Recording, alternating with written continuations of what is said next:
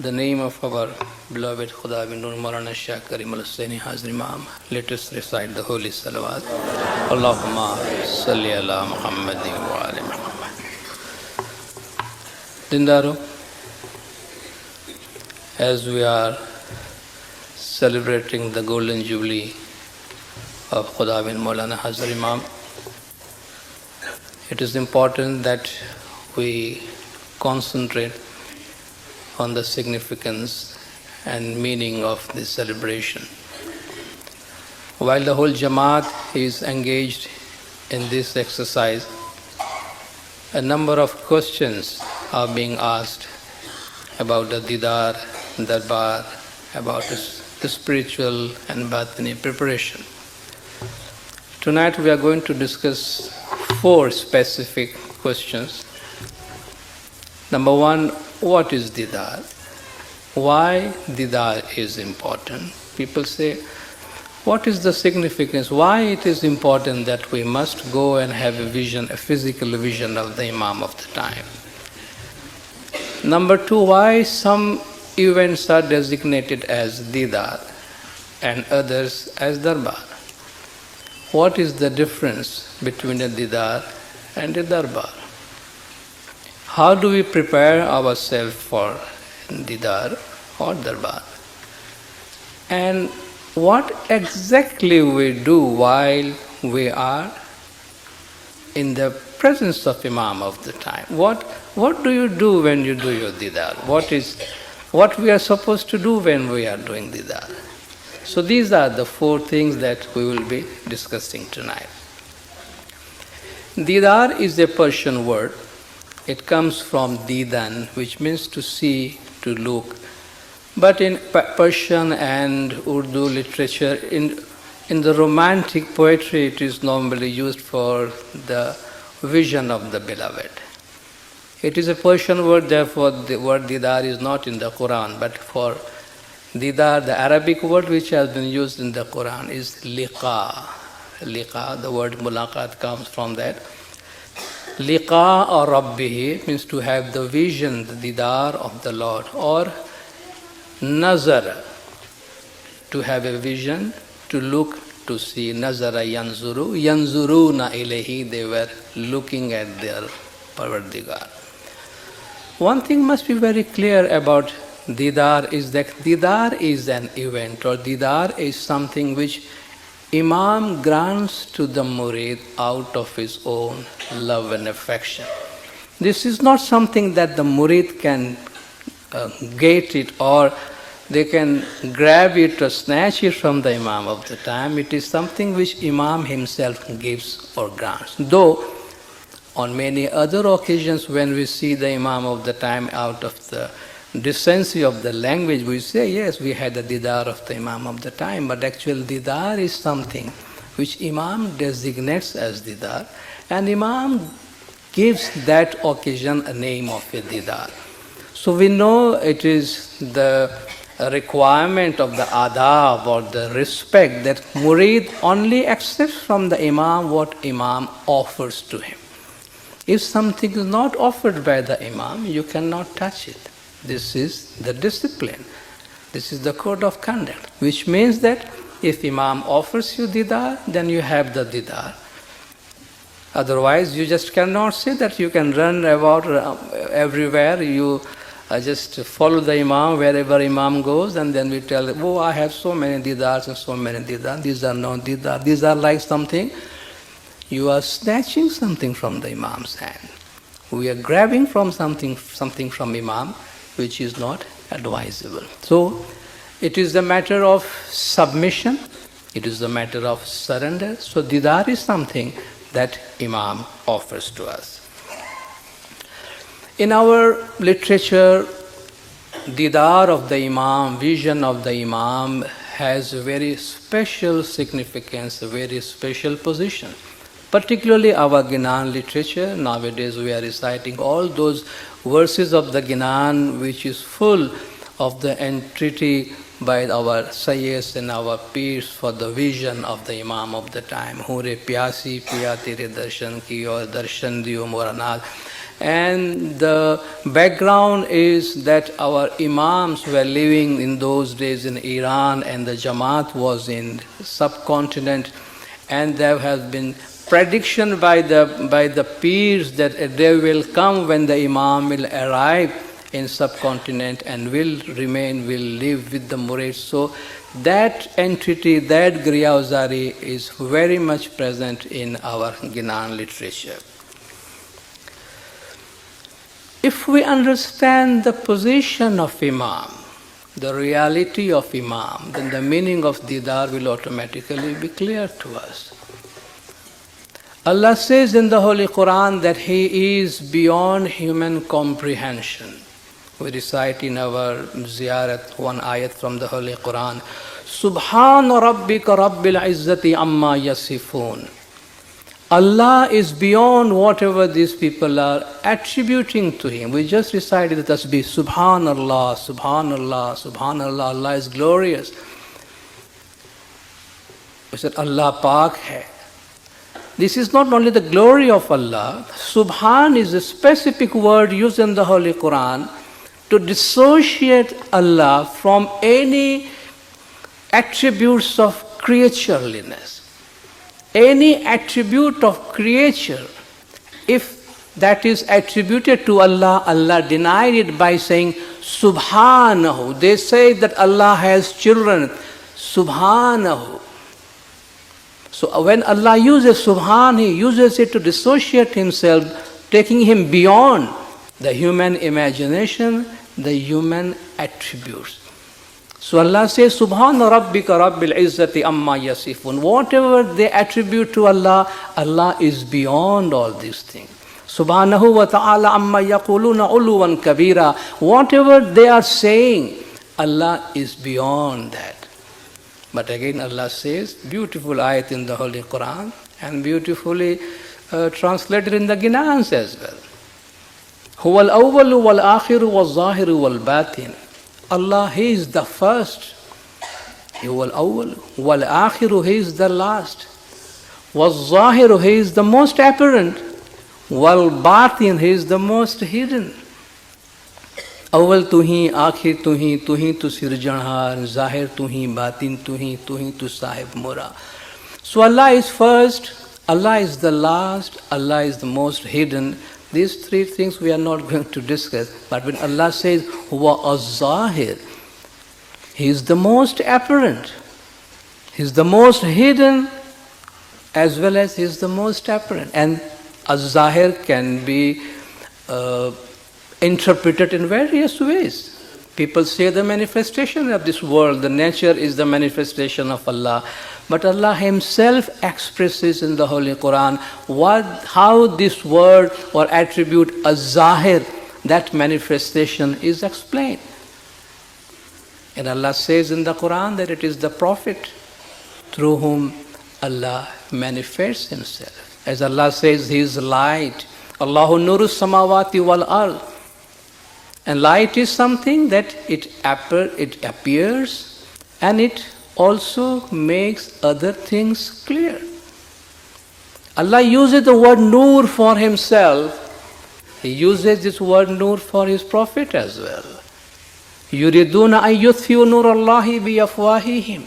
These people they wish to blow out the light of God with the blow of their mouth. But Allah is going to complete His light on earth. So that light on earth was the Prophet, whom Allah called in the Quran as Sirajam Munira, the brilliant lamp. That is the Prophet Muhammad sallallahu alaihi wasallam. We read in the Holy Quran and in our dua every day, Innal ladhina yubayyi'unaka innama yubayyi'una Allah yadullahi fawqa aydihim. Those who give their oath of allegiance to you, O Prophet, they give it to Allah. Allah's hand upon their hands. Whereas physically it was Prophet who was taking bayat from the people. Allah says, Yadullahi fawqa aydihim. Allah's hand is upon their hands. In one of the wars, Prophet threw few pebbles to the infidels, to the enemies. And Allah says, Ma ramaita is ramaita walakin Allah rama. You did not throw the pebbles when you threw, but Allah threw it. Everybody saw, everybody is aware of it, that it was the Prophet who threw the pebbles to the people. Allah says, walakin Allah rama. You did not throw it, Allah threw it. It was Allah's act. May yuti'ir Rasul faqad ata Allah. Those who follow the Prophet, they follow Allah. Those who obey the Prophet, they obey Allah. So Allah's command comes through the Prophet. So, though Allah is incomprehensible, but that incomprehensible God is obeyed, is worshipped through the manifestations, and those manifestations are the Prophet and the Imam of the time. Rasulullah sallallahu alayhi wa sallam has said in one of his hadiths that Man ra'ani faqad ra'a Allah. You will not find these hadiths normally in the collection of those people who believe only in the apparent or the physical or exoteric aspect of Islam.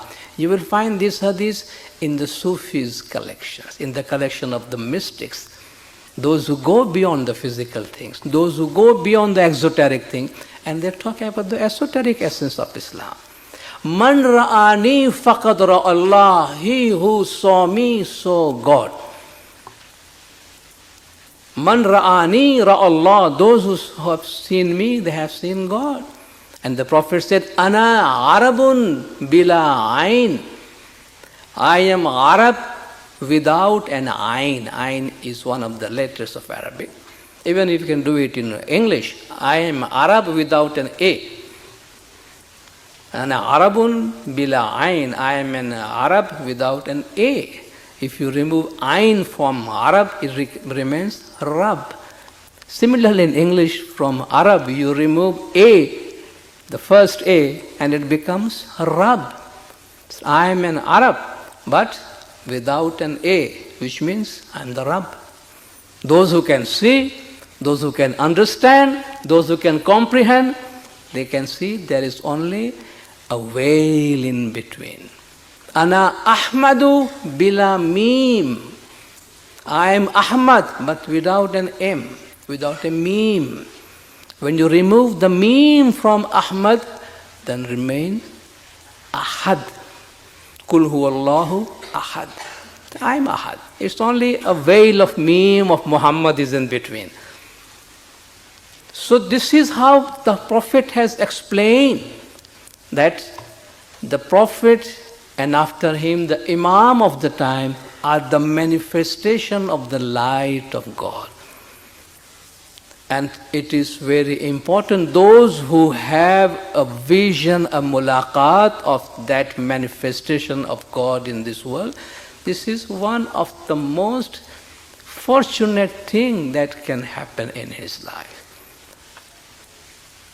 And it is important to recognize that life, that light in this world.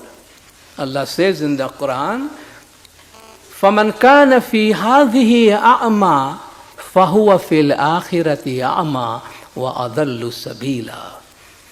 He who is blind in this world will be blind in the next world, and he would have gone astray.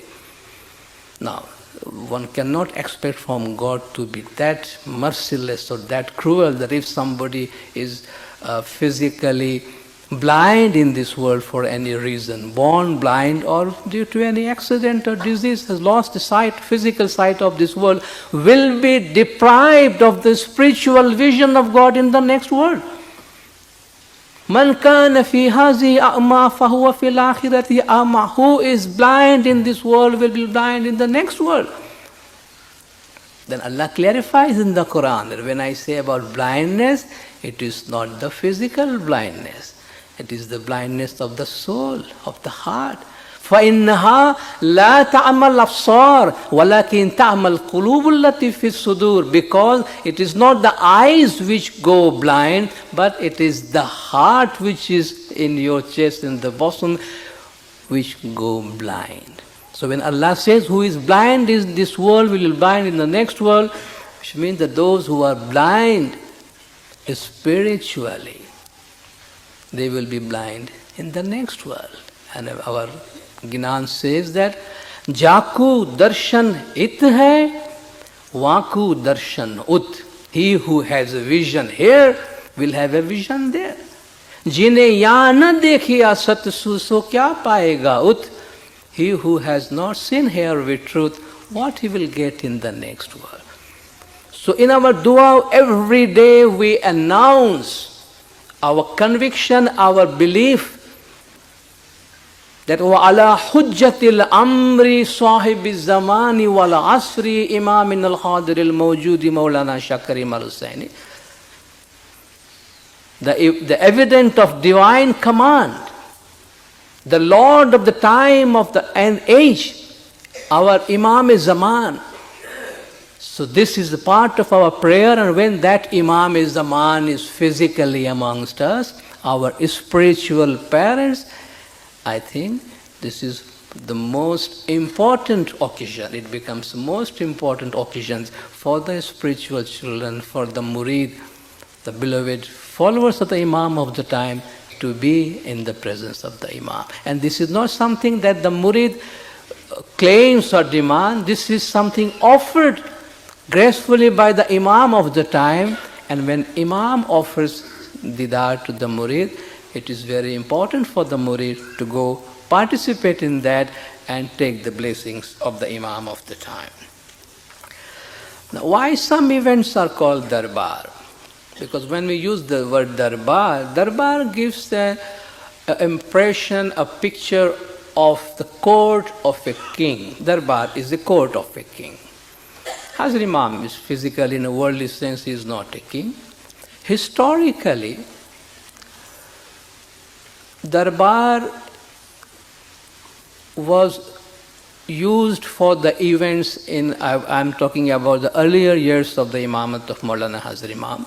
When Maulana Hazrat Imam used to travel in a country, in a Jamaat, for weeks in a row.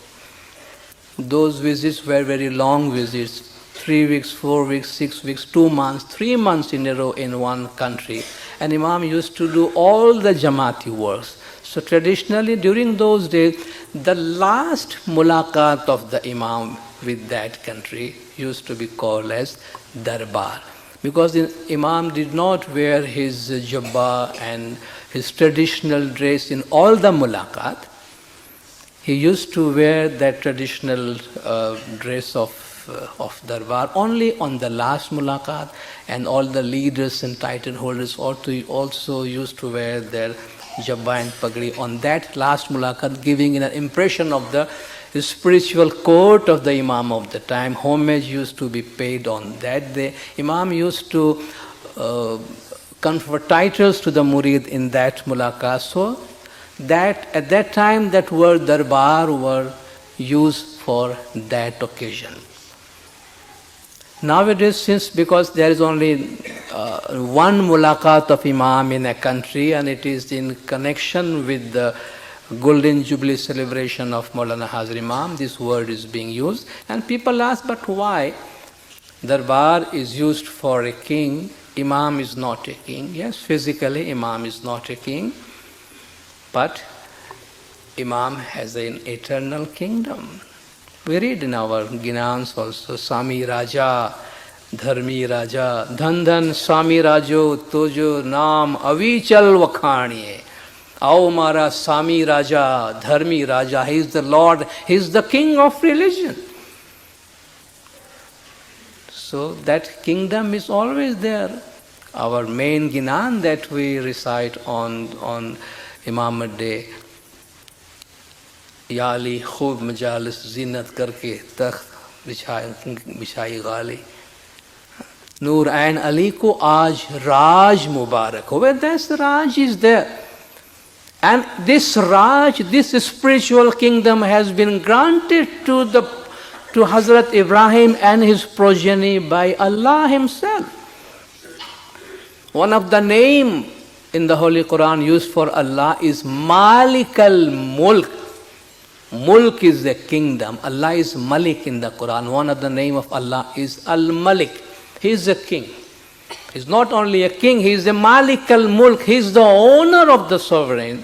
He is the owner of the kingdoms. And he is the one who grants kingdom to whomever he wishes. Remember this prayer from the Holy Quran. Write it down on your heart. Anytime we feel depressed, we feel that people are hurting us or we are in danger, somebody is going to take our honors, remember it is only Allah's hand, and Allah has taught this prayer to the Prophet to teach us. Qul Allahumma malikal mulk. Say, oh my Lord, you are the owner of the kingdom. You are the owner of the kingdom. Tu'til mulka man tasha. You grant the kingdom to whomever you wish. Wa tanzi'ul mulka mimman tasha. You take away the kingdom to from whomever you wish. Tu'izzu man tasha. You honor to whomever you wish. Wa tuzillu man tasha. And you dishonor whomever you wish. Biyadikal khair. In your hand is the goodness. Innaka ala kulli shay'in qadir. You are the most powerful. So remember, honor, dishonor is in Allah's hand. And we should seek it from God, not from people. And Allah says in the Quran that it is He who grants this kingdom to the people. And Allah has granted this kingdom, faqad atayna ala Ibrahim. Earlier Allah says, Am yahsuduna an-nas ma atahumullahu min fazli?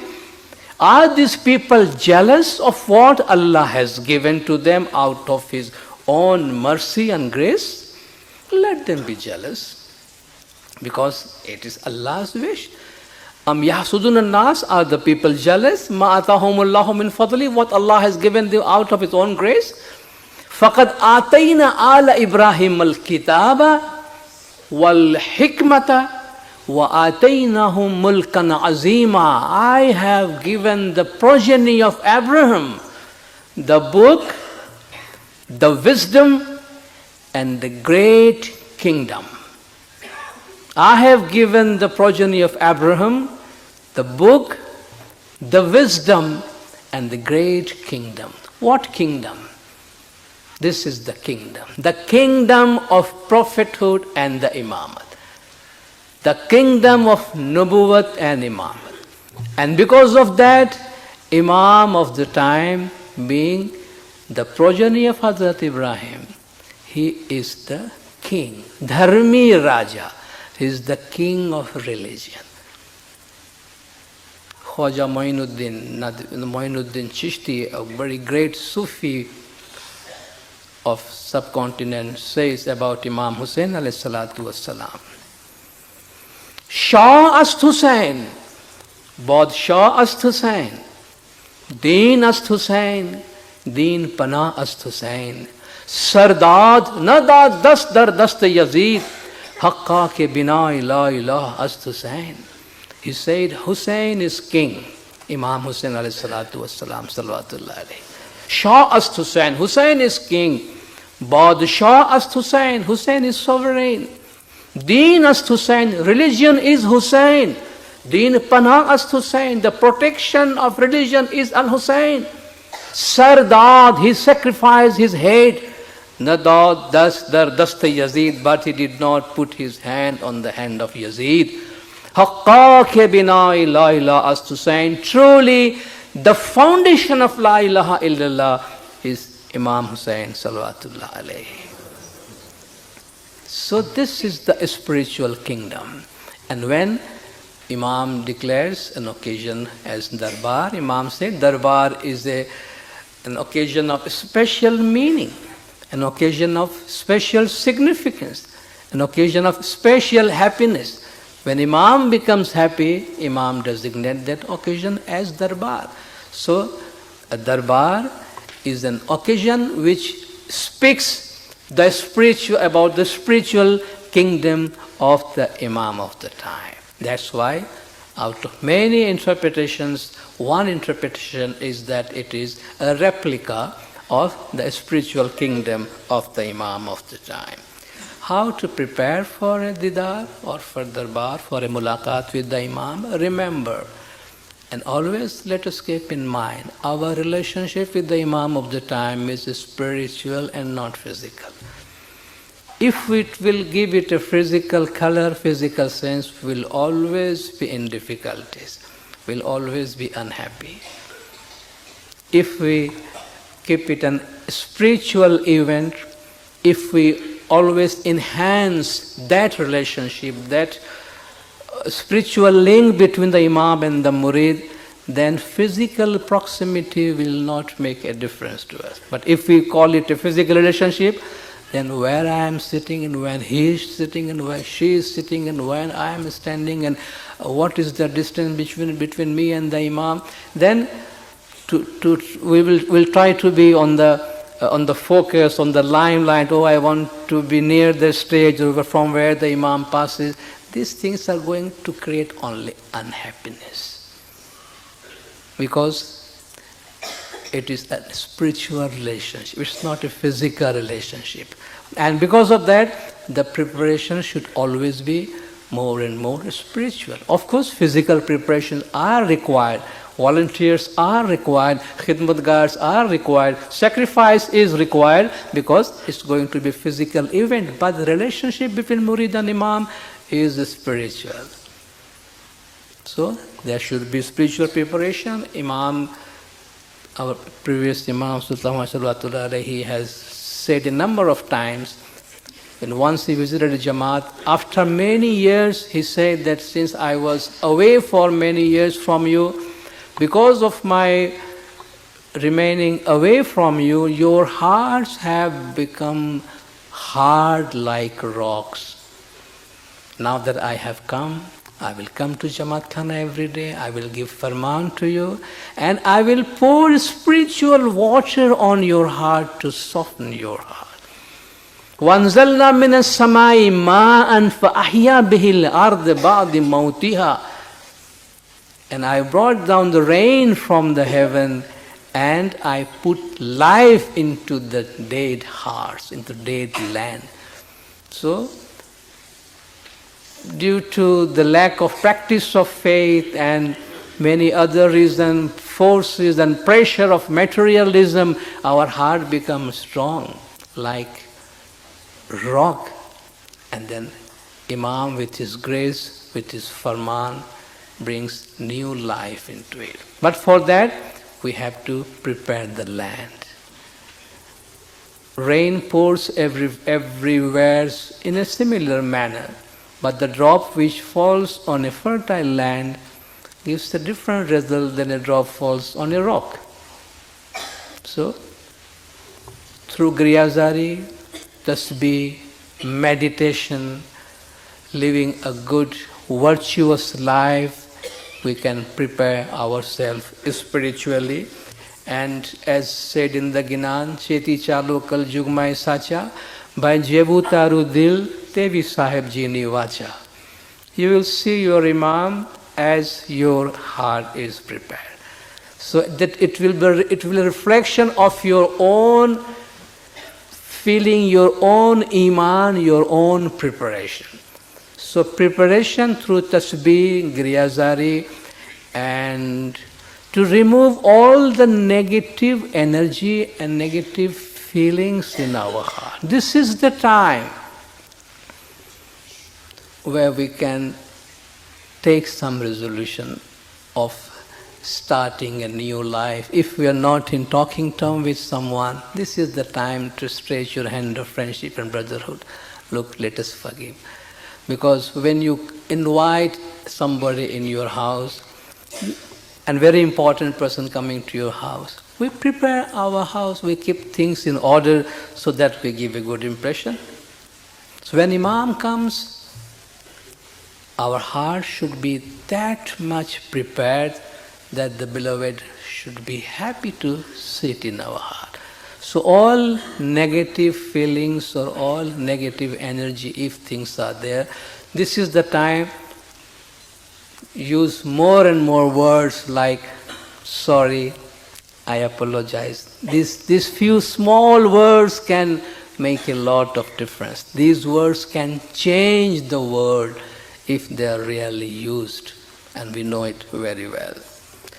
And last thing, while we are in that event, how do we do the didar? What actually doing a didar is? People feel that the more you see the Imam physically, the more benefit you are getting. I don't think that is really didar.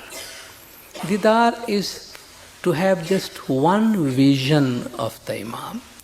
It's like an oyster taking one drop of rain and then transform it into a pearl. We see people looking all around. Oh, he's walking, he's talking. Well, maybe out of love for the Imam, but this is not the way to do it. We have one vision of the Imam. There are people you must have seen in the pictures also. They had the didar after many centuries, but they did not have the courage to look at the face of the Imam. They just saw the Imam once and then they bowed down, crying. They did not have the courage to keep on. Sami ne teje, Noor ne teje te Ali agero, Sami ne teje te Samu na juaye. It's so brilliant that you cannot keep on looking at that. It is the taking the grace from the Imam of the time. It is an event of submission. It is a mulaqat of surrender. Khudawin, here I am, your murid, your humble murid. That humility should be there. We should keep our tasbih with us. We should continue this tasbih of salawat. We should follow whatever instructions is given to us. The most important thing is contentment of the heart. How much physical nearness or distance we have is immaterial. When we go to the sun, we never measure how far or how near we are from the sun. We are in the sun and we feel that we are in the sun, you get the warmth. We don't even try to look at the sun, how far we are from the sun. When you go in the rain, you don't count the distance between the rain, between the cloud and yourself. We know we are in the rain and we are enjoying the rain. It's like that. When Imam is there, Imam's blessings and Imam's grace is there. Distance, physical distance is immaterial and we should not think about it. It should be the least important thing in our life. So, Griyazari, tasbih, remembrance the name of the Imam of the time is the most important thing. And last but not the least, I would just request the Jamaat, and this request will come again and again, that after the event is over, normally Maulana Hazir Imam remains within the vicinity of the Darbar Hall. And Imam meets the leadership and Imam gives farman or guidance to the leaders, and then leadership, the Mukhi Sahib, returns and informs the Jamaat about Imam's guidance. That time is very important for us, that we should, because the Darbar normally is over, everybody wants to run away, but that is very important that we should maintain the discipline there so that Imam can talk with the leaders in the adjacent room and allow the leadership to come back and convey the final message of the Imam for the Jamaat. So these are the things that we should keep in our mind. Thank you very much. You have been very patient with me. Khudawin, may Maulana Hazir Imam forgive all our sins. May Maulana Hazir Imam keep us always on Sirat-e Mustaqim. And may Maulana Hazir Imam grant us his spiritual Nurani Dida. Please recite the salawat. Allahumma salli ala Muhammadin.